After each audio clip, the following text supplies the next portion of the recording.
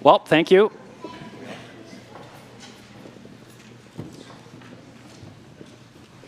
Are we good? Can we hear me?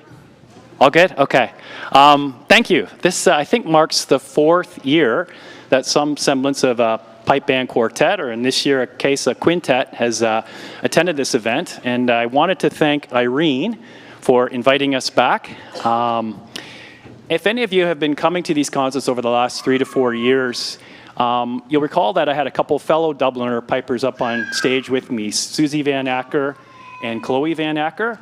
Unfortunately, both of them, due to busy life commitments, have set the pipes aside for a little bit, but somewhat hopeful that in a future year they'll be back up on stage with me. If you recall last year, I want to welcome back a couple of our pipers and drummers.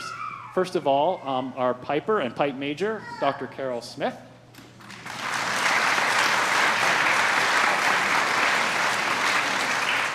And behind every great pipe band is a great drum corps, so I want to welcome back Erica Shane on snare.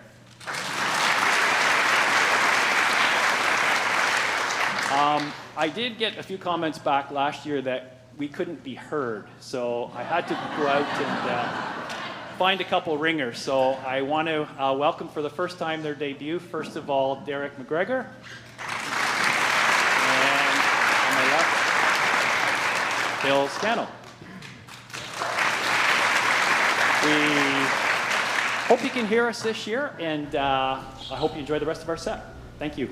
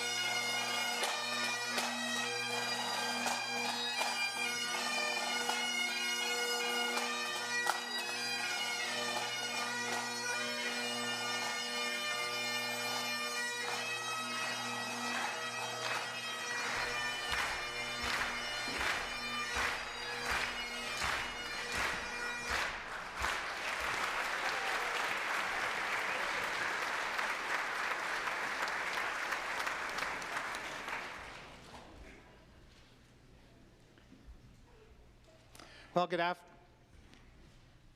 afternoon. Oh, yeah, you can hear? Okay, that's good. Well, good afternoon still. Good afternoon and welcome to Christmas Brass. My name is the Reverend Bruce Dixon, and I use the pronouns he and him. And on behalf of the Dublin Street United Church community, we are so pleased that you are here. For those who are not familiar with our space, there are cushions for your cushion. There is a washroom at the front here, and there is a washroom right at the face of the stairs if you need it through our time. And there are washrooms throughout the building if you need them. There's also a lift at the front if you need some help with assistance down the stairs after the concert. So today's concert has lots of special music and treats for you to enjoy.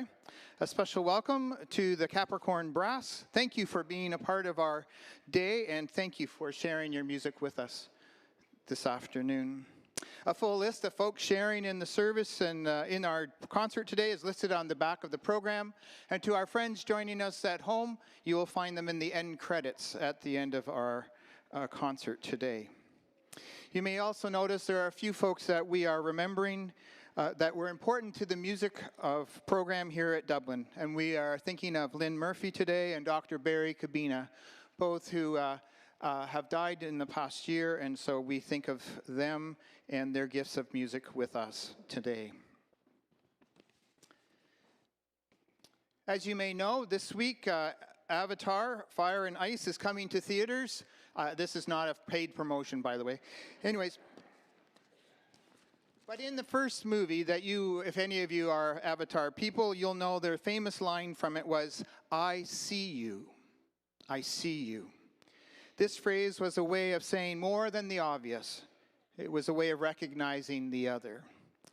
So at Dublin, one way we say, "I see you," is through our territorial acknowledgement. And today we see and acknowledge that we gather on the ancestral land of the Arawandran, the Anishinaabe, and the Haudenosaunee peoples. We acknowledge that this land is covered by Treaty 3 with the Mississaugas of the Credit First Nation, the 2 Wampum Treaty, and the Dish with One Spoon Treaty. We see this commitment to include respectful relationships and true reconciliation with our First Nation, Inuit, and Métis neighbors, and with the land. After the concert today, there will be refreshments, and there is a small Christmas market to tempt you as well. So again, welcome. Magandang hapon. I first massacred that in Filipino, but I hope that got through. So welcome again to the Christmas Brass.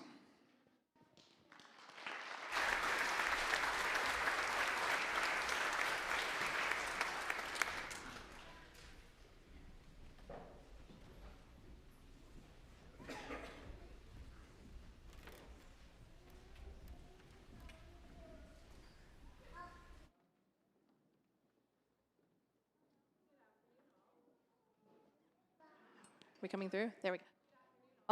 My name is Amy Johnston, and I'm pleased to introduce the Dublin Senior Handbell Choir. Our group has a history of over 30 years at Dublin, and thanks to the generosity of donors throughout the year, we have grown to a 4-octave choir with 12 to 14 members. We are pleased to play 2 pieces for you today: Winter Meditation by Winnie-Jean Hatch, and the carol The Angels and the Shepherds by our beloved organist emeritus, Barry Cabina, who left us earlier this year. We dedicate this performance in his memory today. Thank you.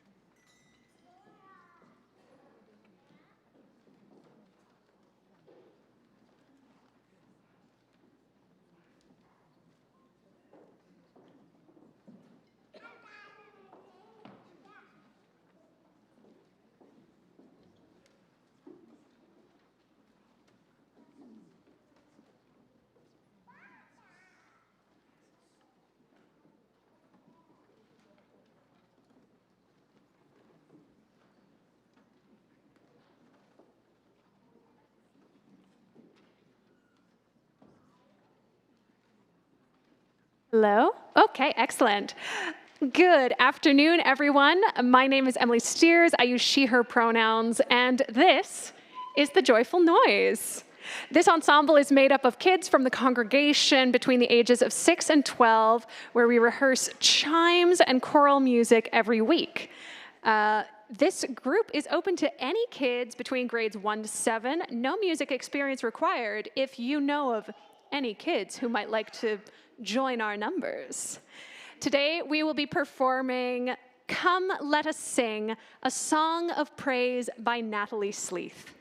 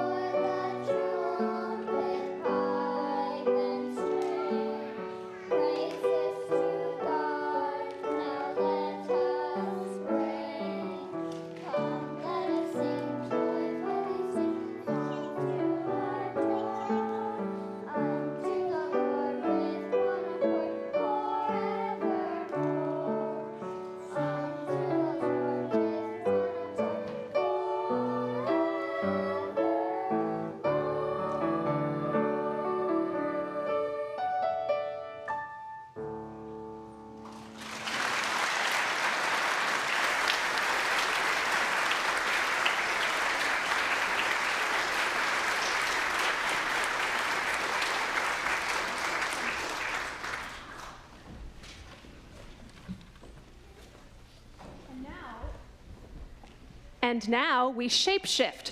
A totally different group. These are the Joyful Chimes.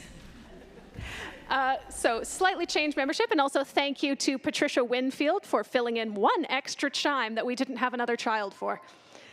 This is an arrangement by Martha Lynn Thompson of the classic Christmas tune, Bring a Torch, Jeanette Isabella.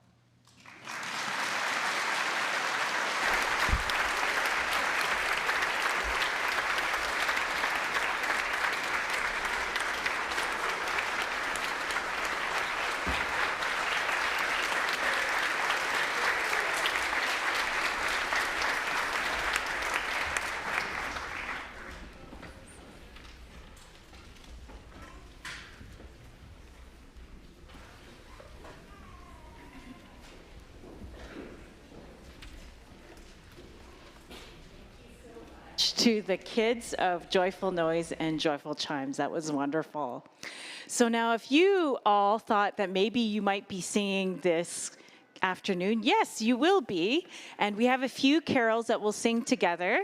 The first one is Voices United, number 48, Hark the Herald Angels Sing. So we'll have our brass quintet and the whole house playing with us tonight.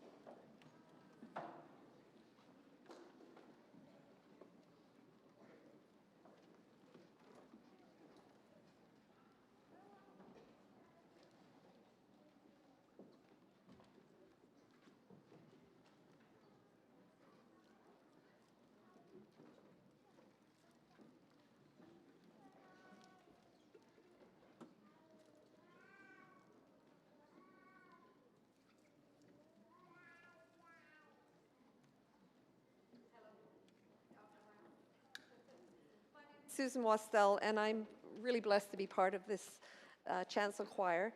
I want to introduce today Saya Van Gies. So for over 25 years, we at Dublin have been extraordinarily blessed to receive the gifts of wisdom and culture from our wonderful stories told by our celebrated storyteller, Saya Van Gies.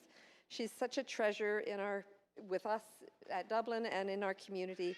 And today she is going to recount the story of the life of Silent Night.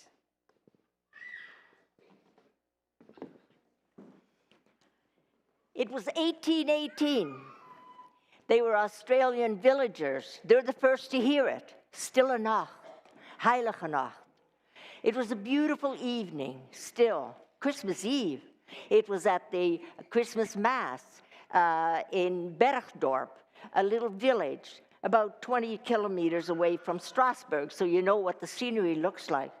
And it was in the church, the St. Billica. That song, now, 207 years later, we can't imagine a Christmas without having Stille Nacht or Silent Night. But what was its birth? It's actually a mouse that started it all, so they say. So travel with me to Bergdorp. Let's go to that church. Let's go to St. Nicholas. And we see there this young priest, Joseph Room. And he's getting the church ready for Christmas Eve Mass. Well, he's sitting at the organ. He pushes the pedal. And of course, the air would come out. And it would light up those pipes. And we'd have music. But there was no sound. Can you imagine his alarm? No sound. Can you see him crawling in behind the church? Is that when he saw it? The trail of those mouse poops? Could have been, because it would make sense. Because glue back in those days was made of natural fibers. So there'd be fish or animal hides or bones or dairy products like cheese. Well, it didn't matter how it happened, but Joseph could see it. There was a hole in the bellow. There's no music or no sound is going to come out of that. How could it be? It's going to be Christmas Mass in a few hours. There's no sense going to the organ builder and the organ repairman. I mean, that organ even to be able to fix. What to do? Mass was important. Mass was always important on Christmas Eve, but especially when times were rough. And in 1818, times were rough. The Napoleonic Wars had been over for a couple of years, but it had been almost 23 years of continuous warfare. Europe was a mess. And not everybody was poor. Not everybody was hungry like the villagers were. I mean, there were some that, by the grace of God, the nobility, the kings, they had, by the grace of God, the power. They had the palaces and the feasts and the award-winning horses, but it was on the backs of the poor. It was sanctioned by the church at the time, and it was just the cultural norms. So what to do? The Father Joseph knew he had to do something because it was important. People needed to gather. People needed to gather with family and friends and neighbors. Come together. Find some joy. Find some joy in that Christmas story. Celebrate Mass together. But the organ was part of it. I mean, it was a modest church, St. Nicholas, but still, the organ, the music had to speak. That's what spoke to the heart, didn't it? So he thought, what to do? I don't know how he thought of it, but he was a poet, Father Joseph, and he'd written all kinds of poetry. I'm not sure what made him think of that poem that he'd written 2 years before. It was entitled, Stille Nacht, Heilige Nacht, Silent Night, Holy Night. The story is told that he was actually traveling back to town. He had visited a family where a newborn had been born, and it touched him. This crisp, clear night, the stillness of it, looking over that Bergdorp, that town, it was quiet. And that's when he penned it, that poem, Heilige Nacht, Stille Nacht, Heilige Nacht. He would hurry over to the neighboring town. He would visit his friend Franz Gruber. Franz Gruber was the musician at his church, and he was a school teacher. So he hurried over and showed him those words. Can you compose a melody, a simple melody, something that I can play on my guitar, and then you and I could sing it at Mass tonight in a few hours? Well, they did it. And that night they did. So in that church, the congregation must have wondered, what, a guitar? You didn't have a guitar in a church. That was almost sacrilegious. Like, guitars were in bars and in beer tents. But the people, what was this young priest going to do? Now, it is said that they clapped after they sang the 6 stanzas of Stille Nacht, Heilige Nacht. And that's the birth of that particular hymn. And now, of course, it is loved. It is loved by all. We know that, for instance, it was several decades before that song was translated into English, about almost 4 decades. But now it's written into 300 different languages.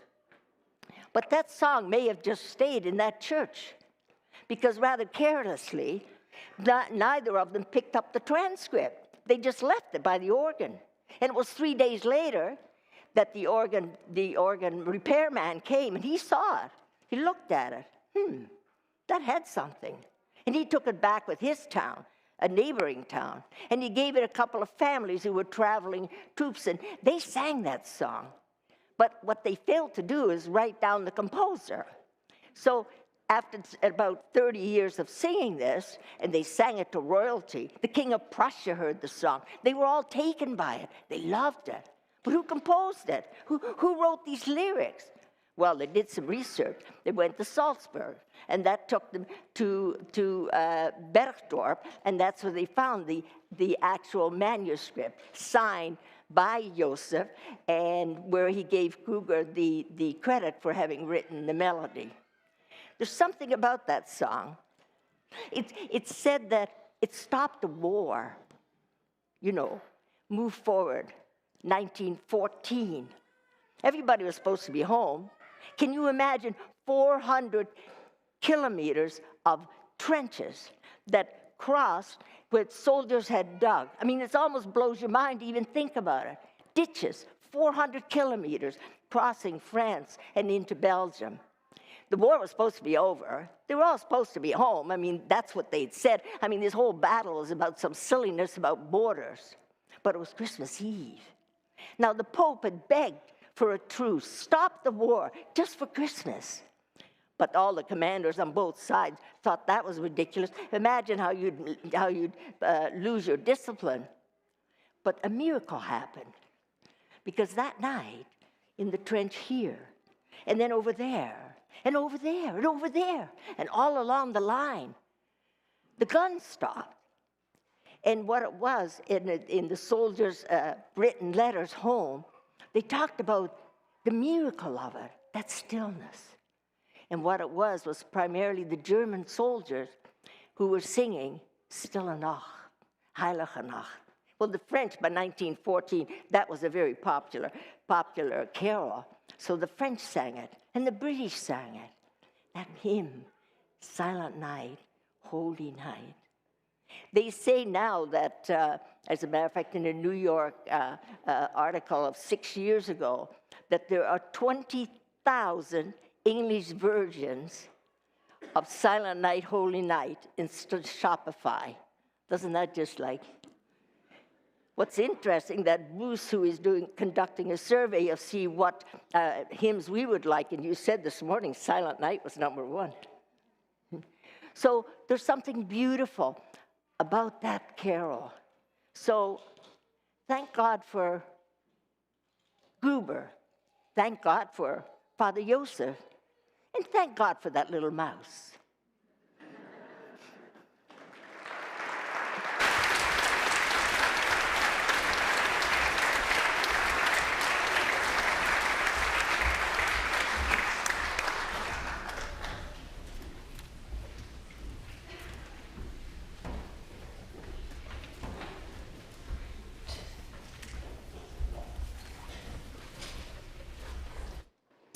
Dublin's Chancel Choir is pleased to present 3 selections that evoke the essence of the Advent and Christmas season.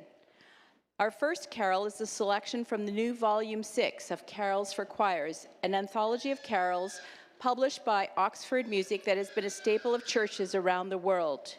It is written by Canadian composer Sarah Quartel, inspired by Silent Night, On This Silent Night. Our second carol, the Sussex Carol, is a favorite from the first volume. Sweeter Still is a modern carol, a cozy snapshot of the most poignant moments evoked in this wonderful season. Finally, we will sing with the Filipino carol called Imig Pasko, together with the Pamati Children's Choir. Please enjoy.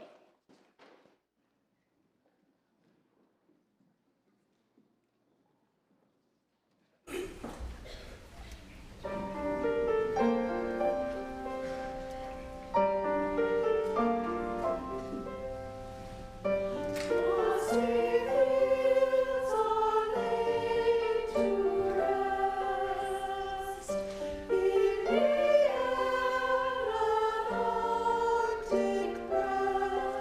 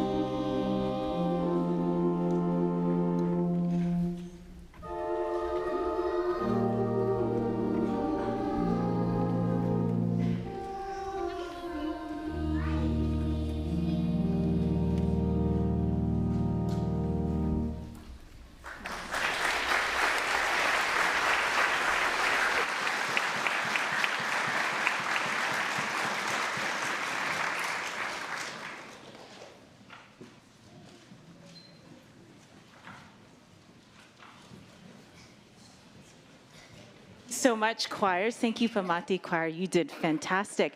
Okay, so now it's time for all of us to sing again. This is one of the favorite Christmas carols, O Come All Ye Faithful. This particular arrangement by David Wilcox is a classic all around the world, and we were so grateful to have this arrangement for brass quintet lent to us by Jonathan Oldengarm, a friend of our congregation who's also the organist at Metropolitan United.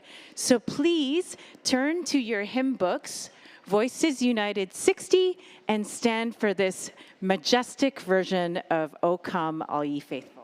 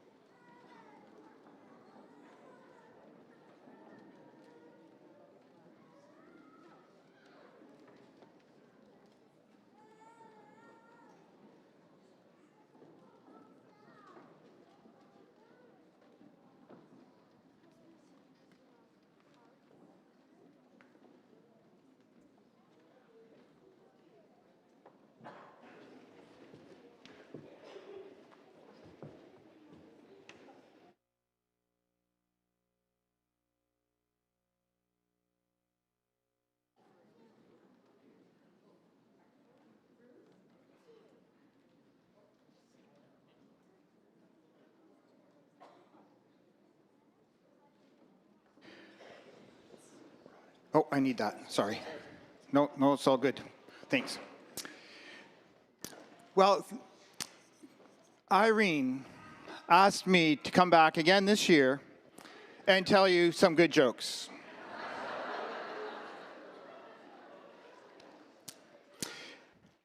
I'm going to break Irene's heart because I'm not going to do those kind of jokes too much. I do have one, though, for her, so I'll tell her that one. So my daughter lives in Newmarket, and the other day she was out shoveling snow. And when she was out shoveling the snow, somehow her front door shut behind her, and her new husband didn't hear her knocking on the door, and somehow for an hour and a half she was locked out. But you know, that never happens to a piano, because it always has a key.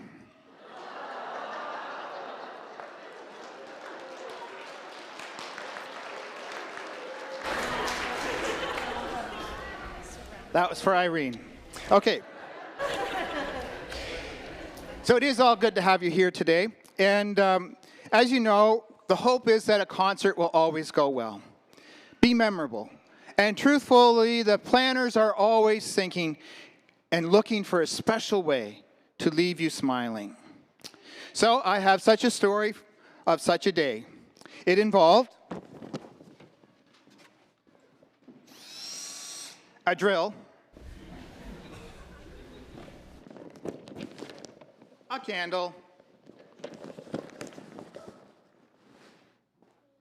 and fire. Okay.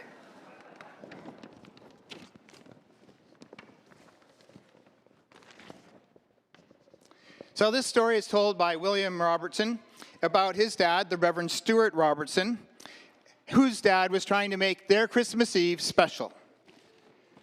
So when William returned home from college, he came to the church that Christmas Eve, and there in the very front of the church were two sawhorses, a large log, and it was filled with these small drilled holes all across the log.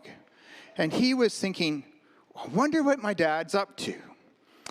So as he came to church that night, his dad handed out small Christmas candles, or small birthday candles at the start of the service. The service was going well. Familiar carols were sung.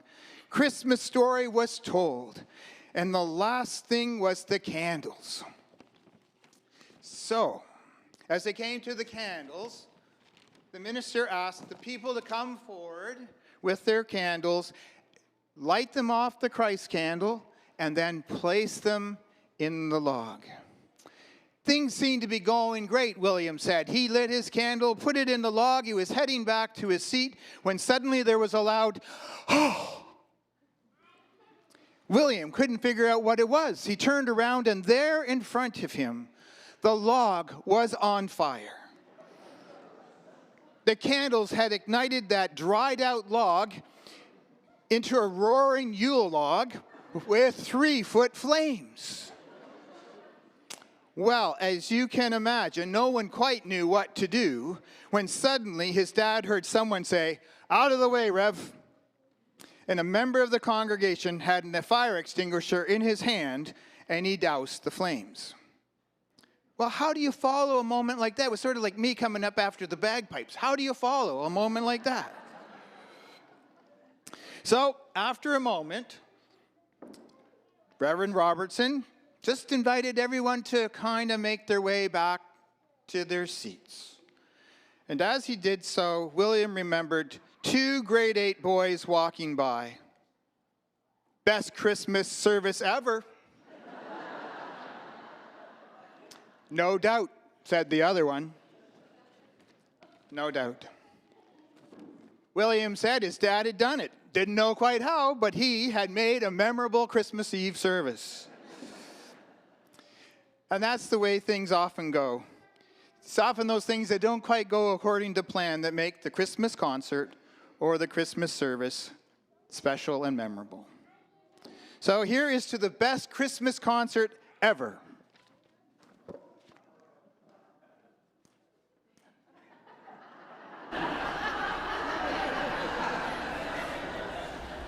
Just joking. Merry Christmas to you all, and thank you for being a part of our day.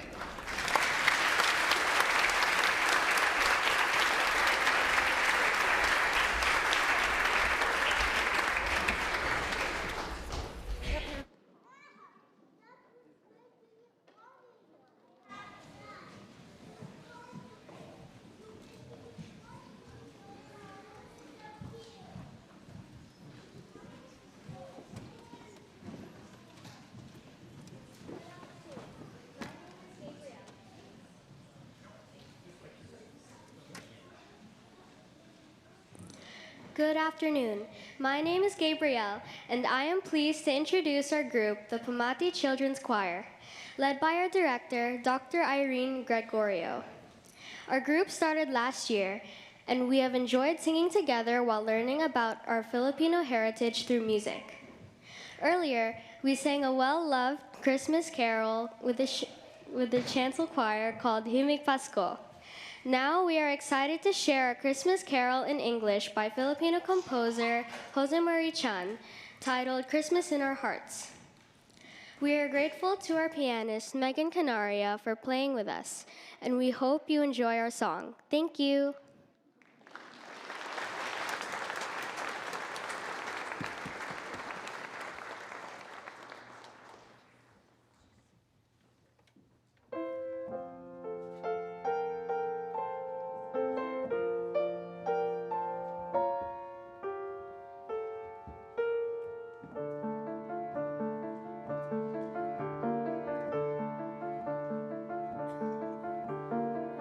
Ever I see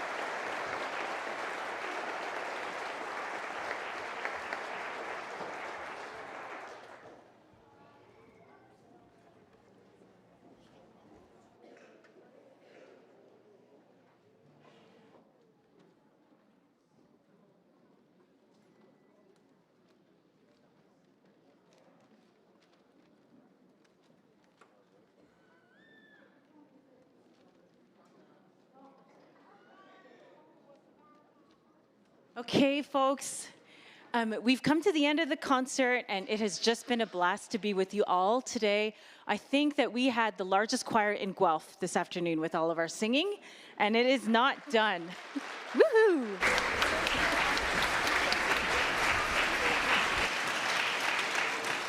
Before we conclude this beautiful afternoon together, I want to take a moment to lift up the incredible amount of love and labor that has gone into today's Christmas concert.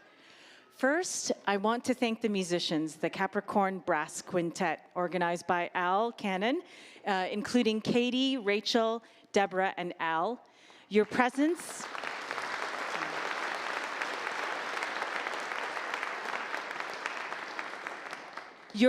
and talents were a highlight of our concert, and we're so happy to have made music with you.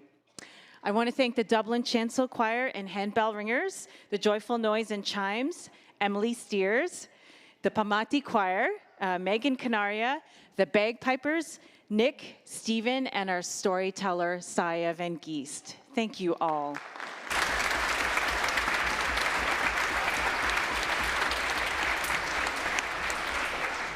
I'd like to especially thank the choir executive of Peter Roberts, Sandra Martin, Susan Wastel, and Elizabeth Winfield, and all of the volunteers at Dublin for all of the assistance and support to make this happen year after year. And I also want to give a special shout out to the tech team, the unsung heroes. That's Jake Parr, Dirk Steinke, and Joel Aitken there at the back.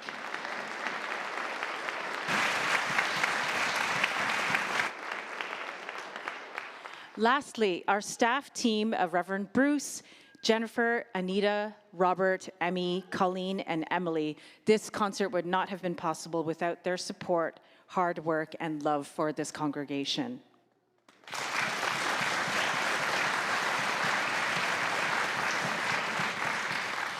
Everything you've experienced today, the music, the rehearsals, the coordination, the decoration, the hospitality, has been created almost entirely by the volunteers. Our singers, instrumentalists, tech team, and reception team have given countless hours simply because they care about this community and believe in the joy that music brings. We also work with a small budget, and yet we strive each year to offer something meaningful, uplifting, and worthy of the season. Your presence today is a gift, and we're grateful that you chose to spend the afternoon with us. If you feel moved to support the ongoing ministry of Dublin Street United Church and to help us continue to offer concerts like this, we invite you to consider making a donation. There are baskets available in the narthex on your way out, and if it's easier, you can also give by e-transfer at dublinstreet.donations@gmail.com. Every contribution, no matter the size, helps sustain our musicians, our programs, and the life of this church. Once again, thank you so much for being a wonderful audience and for supporting this community. And on behalf of Dublin Street United Church, we wish you a peaceful and joyful Christmas season. And now we have one final number to sing together before cookies and cider. Please open your hymnals to Voices United 91 to sing The First Noel. And this is a special arrangement by Dan Forrest. It has a long introduction, so we'll sing verses 1, 2, and 4. And after we sing, please head downstairs to the gym to continue the fun. Capricorn Brass will play you out, and we'll mingle, browse the Christmas market, and enjoy cider and cookies. Thank you so much.